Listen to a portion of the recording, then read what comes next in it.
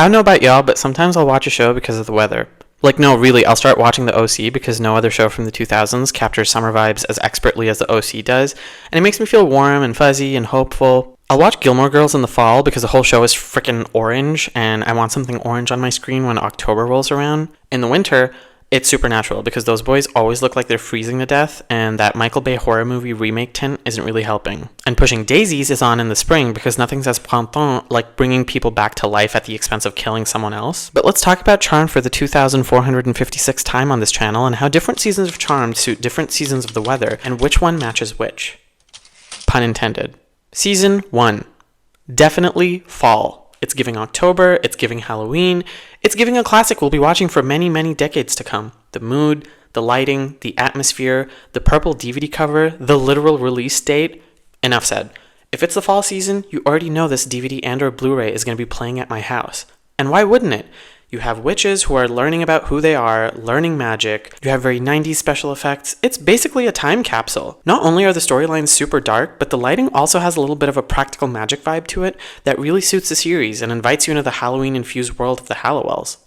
Season 2. Definitely summer. No question, it's giving late May, early June.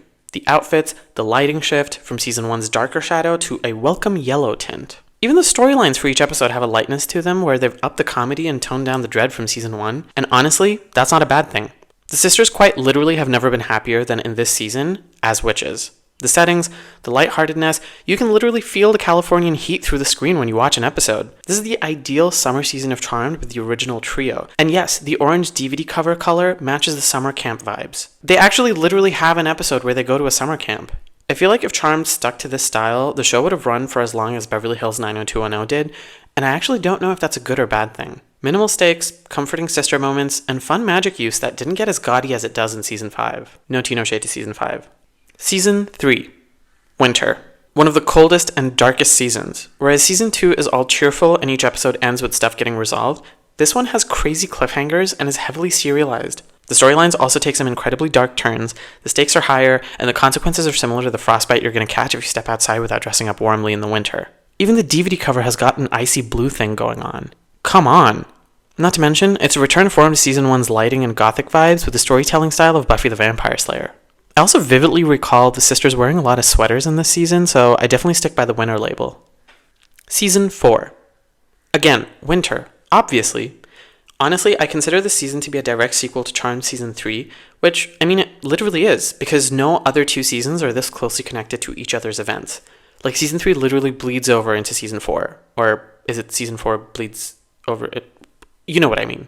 The high stakes, dread, dark colors, and lighting, and gloomy atmosphere of the third season organically carries over for a long winter of a fourth season, or as wintry as a season can get in San Francisco. You're faced with a game-changing death, as are the characters, and those characters are struck with grief for the remainder of the series, but it's mainly highlighted in this season. And this was also the season where they were considering having a Christmas episode, which, hello, winter, but they decided against it for whatever reason, even though the episode of Paige from the past still ended up having Christmas vibes anyway.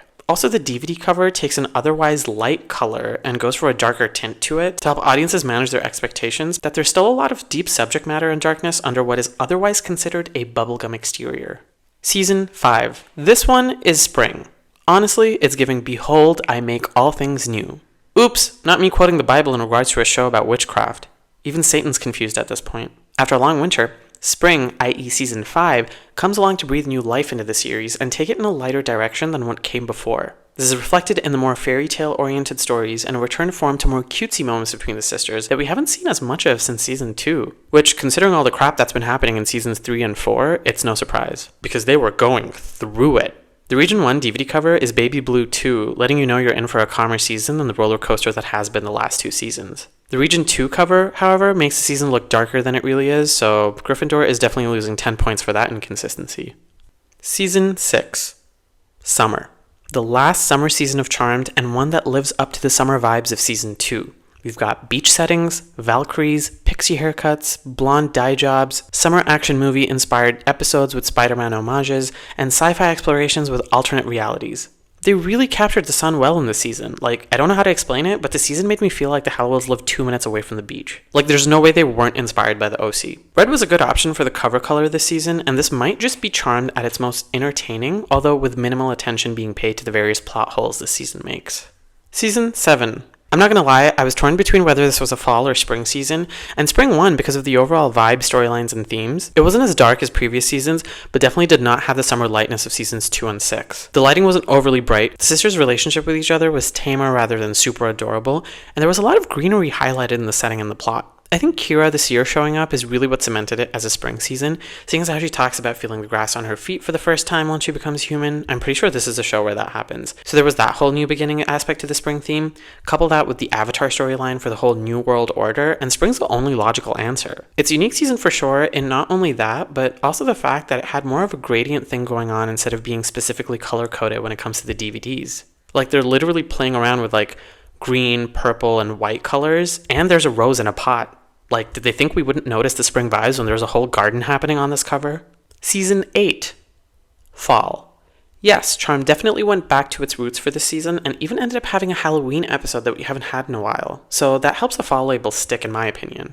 Adding Billy to the cast also reminded me so much of the earlier seasons because you had a main character learning about magic all over again, except this time with the guidance of experienced witches instead of having to learn on one's own like the Charmed ones had to. It was also just nice to have telekinesis back on the show from a female character because it was giving Prue vibes. And while the season did get dark at times, it never crossed over into cold winter territory because even at its darkest in terms of storytelling, it didn't leave me feeling worried for any of the characters like seasons 3 and 4 did. I mean, heck, they bring back the Source in such a campy episode, like there's no way this is a winter season. Those that get it, get it. The cover also had like a darkish yellow thing going on, which honestly works better for autumn than anything else. And while the season itself started out with some light storytelling, it really tapped into the gothic atmosphere of the first season by this season's end in terms of setting and storylines. And there you have it, folks. There's no way I'm the only one who watches certain shows during certain seasons, so let me know in the comments below what TV show you start the second fall, winter, spring, or summer roll around. Hit that subscribe button for more videos about old school shows and obscure approaches to media analyses, and I will chat with y'all later.